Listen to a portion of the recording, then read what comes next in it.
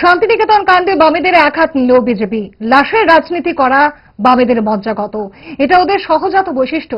আজ আগরতলায় সাফ জানিয়ে দেওয়া হয়েছে প্রদেশ বিজেপির তরফে। দলীয় সদরের সংবাদ মাধ্যমের মুখোমুখি হয়ে দলের মুখপাত্র কি বললেন দেখুন। এই ঘটনাটাকে কেন্দ্র করে যেটা বরাবর সিপিএম এর বা বামফ্রন্টের একটা নেচার হিসেবে আমরা দেখি, বিগত দিনগুলিতে আমরা দেখেছি, একটা মৃত্যুকে নিয়ে রাজনীতি করা, লাশকে নিয়ে রাজনীতি করা, যেটা কোনোভাবেই কাম্য নয়। এই রাজনৈতিক সংস্কৃতি থেকে ত্রিপুরা মুক্ত হতে চায়।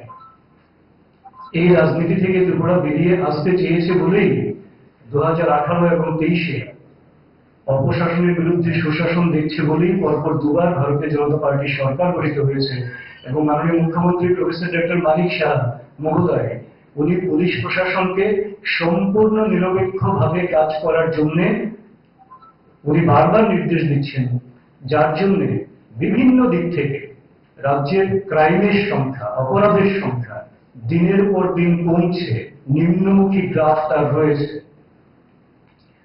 তো কাজেই এইটাকে নিয়ে যারা রাজনৈতিক জল ঘোলা করার চেষ্টা করছেন এবং যে সমস্ত বিষয়গুলি নিয়ে মানুষকে বিভ্রান্ত করার চেষ্টা করছেন, কোনো না কোনোভাবে তারা কি নিরপেক্ষ তদন্তকে প্রভাবিত করার চেষ্টা করছেন না?